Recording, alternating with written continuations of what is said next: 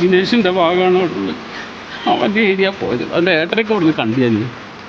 പക്ഷെ അവരൊക്കെ സേഫാന്ന് തോന്നുന്നുണ്ട്. അവൻ്റെ അയൽവാസികൾ മൊത്തം പോയി. ദിനേശിൻ്റെ കുടുംബം സേഫായിരിക്കുമെന്ന് എനിക്ക് തോന്നുന്നു. അമ്പലമൊക്കെ പോയി. തിരിച്ച് പിന്നെ രണ്ടാമത് ഞങ്ങൾ ടൗണിൽ വന്നിട്ട് മണ്ണ് മാറ്റിയ JCB വെച്ചിട്ട് കൊണ്ട് ഓടിക്കുക പറഞ്ഞു എല്ലാവരും. അവിടെ വീണ്ടും പൊട്ടി. അതാണ് ഏറ്റവും വലിയ പൊട്ടി. അമ്മോ, അവിടെ നിന്ന് ഓടിയിട്ട് വീട്ടിൽ പോയി. ഞാൻ എൻ്റെ വീട് പോയിട്ടുണ്ടോയെന്ന് പറഞ്ഞാൽ ഞാൻ പോകുന്നത്. നോക്കുമ്പോൾ വീടിൻ്റെ 100 മീറ്റർ അടുത്ത് പൊട്ടി. 2 ആളേലും പൊട്ടി. ബാക്കി അവരെ വീട്ടിൽ മക്കളെയും ഭാര്യനെയൊക്കെ ഏണി വെച്ച് ഇങ്ങോട്ട് കയറ്റിയതായിരുന്നു. അത് കഴിഞ്ഞിട്ട് അവിടെ നിന്ന് നിലവിളിക്കുന്നുണ്ട്. ഞാൻ പോയി ടോർച്ചൊക്കെ അടിച്ച് നോക്കുന്നുണ്ട്. പിന്നെ ഒച്ചയൊന്നുമില്ല. പട്ടികളൊക്കെ അടിച്ചു പോയി എൻ്റെ കൂട്ടത്തിൽ.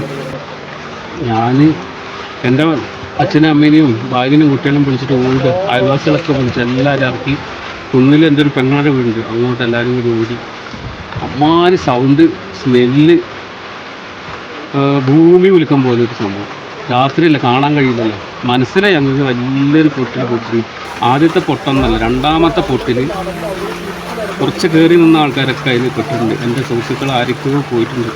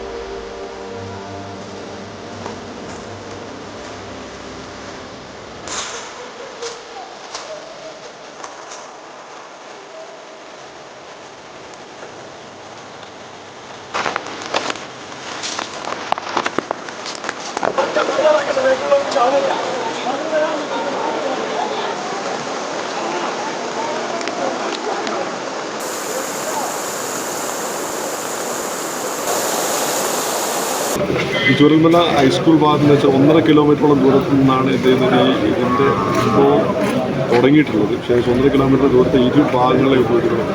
ഏകദേശം 11ഓളം വീടുകൾ പൂർണ്ണമായും നശിച്ചിരിക്കുകയാണ്. അതിനകത്ത് നിന്നും വേഗം വരുന്നത് എത്തിക്കൊണ്ടിരിക്കുകയാണ്. ചെറിയ പൂർണ്ണമായ രീതിയിൽ എത്തിപ്പെടാൻ കഴിഞ്ഞില്ല.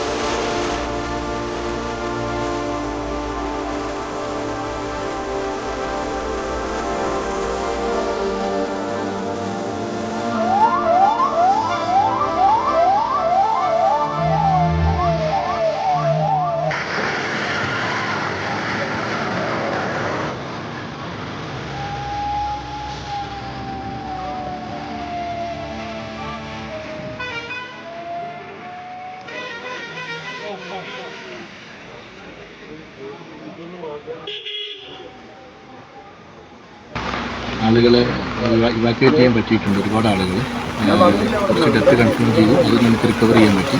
പക്ഷെ മുണ്ടക്കൈക്ക് നമുക്ക് എത്താൻ പറ്റിയില്ല. NDRF മുണ്ടക്കൈയിൽ ഇറങ്ങിയിട്ടുണ്ട്. അവർ വഴി ഇത് നമുക്കവിടെ സിറ്റുവേഷൻ നോക്കണം.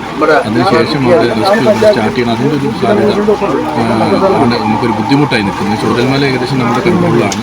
പക്ഷേ മുണ്ടക്കൈ നമുക്ക് സ്റ്റാർട്ട് ചെയ്യാൻ പറ്റിയിട്ടില്ല എന്നുള്ളത് വലിയ പ്രയാസകരമാണ്. അടിയന്തരമായി നമുക്ക് മുണ്ടക്കൈയിൽ കൂടെ റെസ്ക്യൂ ആരംഭിക്കാൻ സാധിക്കും. പുത്തുമലയേക്കാളും വലിയൊരു ദുരന്തമായിട്ട് ഇത് വലിയ ദുരന്തമാണ്. നമ്മൾ വിചാരിച്ച നിലയിൽ നിൽക്കുന്ന ഒരു ദുരന്തമല്ല ഇത്. ഇവിടെ തന്നെ നമുക്ക് ഏകദേശം വലിയ രീതിയിലുള്ള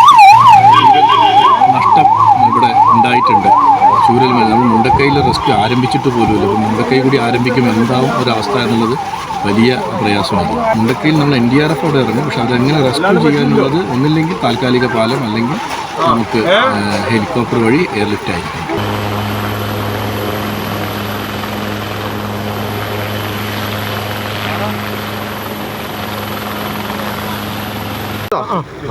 കോൺക്രീറ്റ് കട്ട് ചെയ്യുന്ന സാധനങ്ങൾ വേണം, അല്ലെങ്കിൽ കയറി കിട്ടൂല. അതേപോലെ ഈ ജനറേറ്റർ കൊണ്ടുപോയിട്ട് ഇറ്റാച്ച് ഒരു സാധനം അങ്ങോട്ടേക്ക് ഇതുവരെ എത്തിയില്ല. സ്കൂൾ കഴിഞ്ഞവിടെ എത്തിയിട്ടുണ്ട്, പക്ഷെ അതിൻ്റെ അപ്പുറത്തേക്ക് ഇതുവരെ ഒരു സാധനങ്ങളും എത്തിയിട്ടില്ല. അതിൻ്റെ ചെറിയ ചെറിയ ഇത്ര പോലെ ചുറ്റിയായിട്ടാണ് അടിച്ചിട്ടുണ്ടാക്കുന്നത്. പൈപ്പായിട്ടാണ് അടിച്ചിരിക്കുന്നത്. ഞാൻ ഇപ്പോൾ അവിടുന്ന് വരികയാണ്. ഞാൻ രാവിലെ 4 മണിക്ക് അവിടെ പോയി നിന്നിട്ട് തുടങ്ങിയതാണ്. ഇത് ഇത്രയും നേരം ഒരാൾ അർജന്റ് കേസ് അപ്പോൾ സാറ് ഒന്ന് കർശനമായിട്ടൊന്ന് പറഞ്ഞിട്ട്